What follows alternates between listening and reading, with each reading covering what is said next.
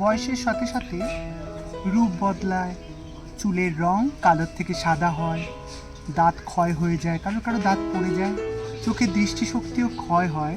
বয়সের সাথে সাথে চোখের তলায় কালি পড়ে, গায়ের ত্বক চামড়া কুঁচকাতে শুরু করে, সব শেষ হয়ে যায়। যেটা তুমি যৌবনে পাচ্ছ, যেটা তুমি এখন নিজেকে রূপবতী রূপবান মনে করছো, সেই শরীরটা থাকে না। থেকে যায় কি জানো? থেকে যায় তোমার হৃদয়, তোমার মানসিকতা, তোমার মনুষ্যত্ব, তোমার বিবেক।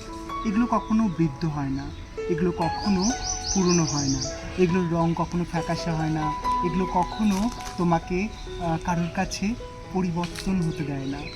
এগুলো সবসময় তোমার ব্যবহারকে সুন্দর রাখে, স্বাভাবিক রাখে। তুমি যতই সুন্দর হও না কেন, তোমার ব্যবহার যদি ভালো হয়, তোমার বিবেক মনুষ্যত্ব যদি ভালো হয়, তাহলে তুমি এই সমাজের সব থেকে দামি মানুষ। যতই তুমি রূপ থাকুক না কেন, রূপ তো একদিন নষ্ট হয়ে যাবে।